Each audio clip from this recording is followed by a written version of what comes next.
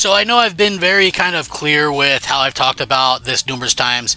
I'm treating this year as a huge kind of send-off for Xbox. Like, I'm looking forward to the year of Xbox games, right? The Xbox made games, and I think it could be a massive year. Yeah, it's kind of unfortunate that Microsoft was like slapping fans a bit and putting their games everywhere. That's not exactly something that I feel is right to do to the fans overall, especially on the 25th anniversary of Xbox. We're the ones that built the brand and made it relevant, and before they pulled the rug out from all of us. So that is a super unfortunate thing, but we are getting some information now about some incredible Xbox news that is really incredible. Like, this is like cool stuff. Now, yeah, you have to suspend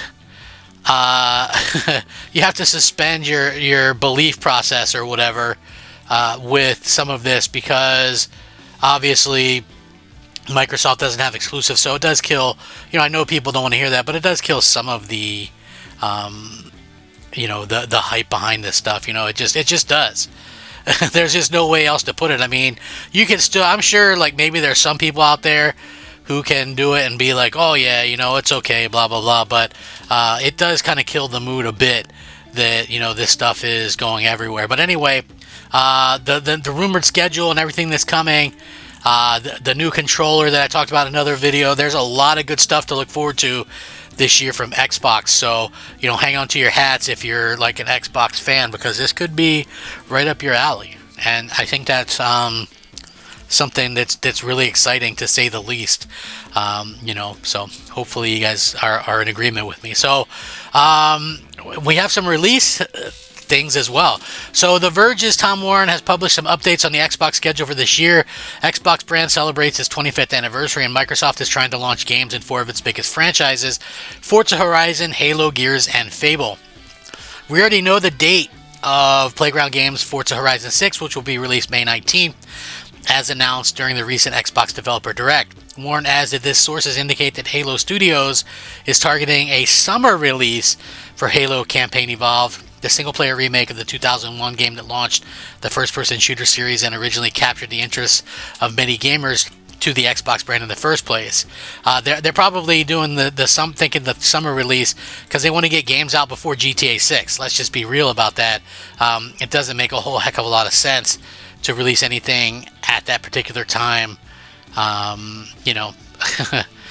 other than that, you know what I mean? So Fable is targeting fall, as Playground Games officially shared, and Gears of War E-Day, the prequel featuring fan favorite characters Marcus Phoenix and Dom Santiago, is also aiming to debut in the later half of the year. In both cases, Warren added that Microsoft is very mindful of keeping apart from Rockstar's juggernaut, Grand Theft Auto 6, which is set to crash on the market with all of its weight on November 19th. Another GTA 6 delay is not out of the realm of possibility, but Take-Two's CEO Strauss Zelnick has confirmed earlier this week that the marketing campaign will begin in the summer. So both Rockstar and Take-Two are honed in to ensure that the game isn't delayed a third time. As such, Microsoft will try to release both games as early as possible before November 19th, because after would be much more complicated, as December is traditionally a great time to release games, and that's just the truth. Most people are buying stuff in November. I would say November is definitely the big year to release games. So this is like a pretty incredible year. Could be a fantastic year for Xbox in general. And I've mentioned this numerous times that you suspend reality a bit because this stuff isn't exclusive to Xbox, but it is still getting some first party content. We used to dream of days like these back in the old Xbox One days. Like, the only hope is that the games are living up to the expectations, because if I'm being real about it, they've had some games that I think are good. Probably the best of the bunch was the Indiana Jones game, to be honest with you, in my opinion. I'm talking about everything they've released since Microsoft bought them, all the Bethesda stuff, all the, all their own stuff. I'm just being honest about it. It just really does feel like most of their stuff outside of Indiana Jones has been good. I think Starfield is good. Redfall was putrid. They've released some stuff. South of Midnight was okay. Avowed was okay. They haven't really, Doom: The Dark Ages. That took a step back from, the previous Doom games. So yeah, we do have kind of this weird situation where their games that they're releasing don't seem to be, like the killer app games that many of us were hoping that we'd see. And that's just the unfortunate truth of the matter. I mean, if you look at it, a lot of their games are underperforming. We saw that like Avowed underperformed, Outer Worlds 2 underperformed.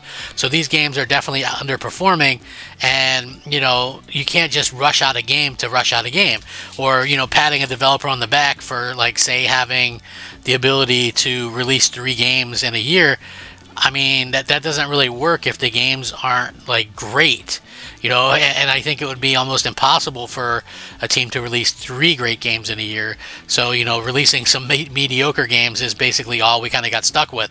But according to Warren sources, Xbox is preparing to launch that terrible-looking Double Fine new multiplayer game, Kiln, in April, as well as new Starfield content and a PS5 release soon. On that note, a Polish website has just come out to share that the game will launch on PlayStation 5 on April 7th, though that remains a rumor for now. Let me just say this for a second, right? So this is the big problem that I've been talking about with Microsoft's plan to put all these games on PlayStation, because there's a lot like Rockstar's game is going to take up the majority of stuff this year, but you have Microsoft releasing they're releasing Avowed, South of Midnight, Forza Horizon 6, Fable, Halo, Double Fine's Kiln. They're going to definitely probably release Gears of War E-Day. There's talk about a remake for Fallout New Vegas and Fallout 3. So you've got all these games that are releasing, and like how there's no breathing room. It's weird. Bethesda's Fallout 3 remaster is still in active development to ensure that it's as polished as it can. Warren doesn't have anything to share on this report, but it does sound like he doesn't expect the game to be released this year. However, he reckons Xbox fans will get a new controller. These are supposed to be next generation controllers, and I've mentioned this in another video as well, that it really kind of depends on what that. But again, seeing this kind of stuff come through is very interesting. How they're kind of handling the games and stuff like that. It's like a huge update. That is a pretty fantastic update. New Starfield content. They're calling it a next-gen Xbox controller, so it's going to really kind of happen, or whatever. So apparently there was supposed to be a special edition Xbox console, but it's not happening this year. It was accidentally included in the early draft of the article. So apparently that's not happening at all. That was apparently canceled, or whatever the case may be. So yeah, again, it's a weird situation. It's strange because we're fans, and we're kind of stuck having some of these things happen the way that they happen. Like, I would have loved to have been able to play Xbox stuff and have like exclusive content and all that kind of stuff, but it's just really not meant to be, apparently. So that's kind of an unfortunate situation. But having the games and stuff, I think, is still pretty cool, and it's nice to see that we're going to be able to see some stuff that we're going to finally be able to be happy about, in my opinion. So, I know a lot of you guys are going to be excited and amped up about that as well. And I'm curious to hear what everybody else has to say about this, because, Microsoft is releasing a lot of games, and again, they spent $100 billion on publishers, IP, studios, so they should be. It's easy to kind of poke fun and go, oh, well, they're releasing so many more games than PlayStation. But because of Microsoft's, if Microsoft were killing it and had great exclusives and their console was doing well, then that would be a big problem for PlayStation. But the fact of the matter is, PlayStation can afford to dick around and not have to worry about Xbox, because Xbox can't get out of their own way, right? PlayStation's like, hey, Xbox is so bad at this, we can sit there and